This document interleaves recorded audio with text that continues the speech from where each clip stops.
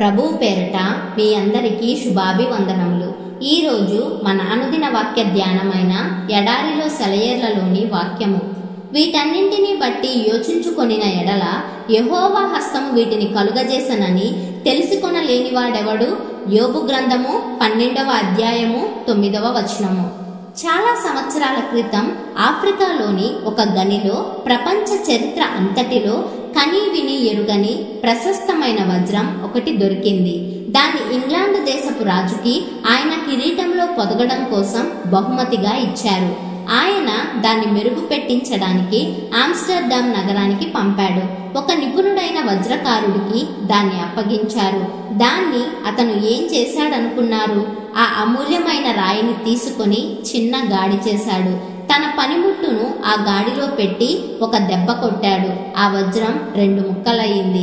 ఎంత నిర్లక్ష్యం, ఎంత వ్యర్థమైపోయింది! అంత అజాగ్రత్త ఏమిటి అనుకుంటున్నారా? పొరపాటు. కొన్ని వారాల పాటు ఆ దెబ్బని ఎక్కడ ఎలా వేయాలి అని అతి జాగ్రత్తగా ఆలోచనలు జరిగాయి. ఆ వజ్రపు రాయిని అన్ని కోణాల నుంచి పరిశీలించి బొమ్మలు గీసుకున్నారు. దాని నాణ్యత, దానిలో ఉన్న లొసుగులు, పగుళ్ళు అన్నింటినీ అతి జాగ్రత్తగా అర్థం చేసుకున్నారు. ఎందుకంటే ఆ వజ్రాన్ని పదును పెట్టడానికి తీసుకున్నది ప్రపంచంలోకెల్లా అత్యంత నిపుణత గల వజ్రకారుడు. దాన్నలా మధ్యలోకి పగలగొట్టడం పొరపాటు అనుకోకండి. అది ఆ నిపుణుడి నేర్పుకి పరాకాష్ట. ఆ వజ్రాన్ని దానికి ఉండగలిగినంత మెరుపు, సౌందర్యం, కళ తీసుకురావాలంటే ఆ దెబ్బ పడాలి. మొత్తంగా ఉన్నదాన్ని 2 ముక్కలు చేసి చెడగొట్టినట్టు పైకి కనిపించినా దానికి అత్యంత సౌష్ఠవాన్ని చేకూర్చడానికి అది జరగాల్సిందే. ఎందుకంటే ఈ 2 ముక్కల నుంచి అపూర్వమైన వజ్రాలు తయారైనాయి.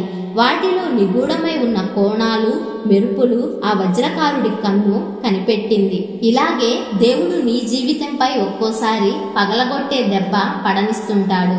రక్తం కారుతుంది, నరాలు లాగుతాయి, ఆత్మ బాధతో మూలుగుతుంది. ఆ దెబ్బ దేవుడు చేసిన పొరపాటని నీకు అనిపిస్తుంది. కానీ అది నిజం కాదు.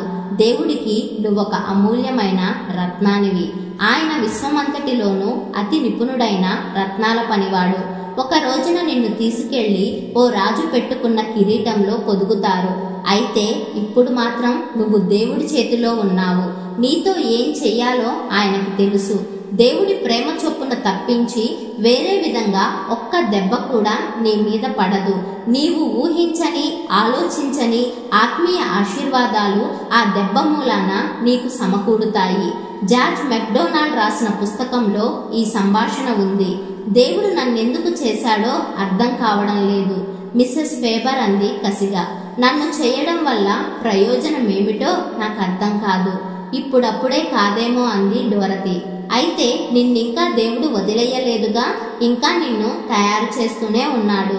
తయారీలో ఉండగానే విసుక్కుంటున్నావు. మనుషులు తామింకా తయారవుతున్న స్థితిలోనే ఉన్నామని నమ్మి దేవునికి ఇష్టం వచ్చినట్టుగా తమని తయారు చేయడానికి సమ్మతించి కుమ్మరివాడు మట్టికి చేసినట్టుగా దేవుడు తమ పట్ల చేయడానికి విధేయులవుతూ ఉన్నట్టయితే ఈ తయారీలు వాళ్ళు మీదకి వచ్చే పీడనాలను, ఉల్లిదెబ్బలను ఓపికతో ఆహ్వానిస్తూ నొప్పిగా ఉన్నప్పటికీ భరిస్తూ ఉంటే తాము చివరికి ఎలా రూపుదిద్దుకుంటారో గుర్తిస్తారు. తమని కుమారులుగా మహిమలోకి తీసుకురావాలన్న ఆయన ఉద్దేశాలను కనుగొంటారు.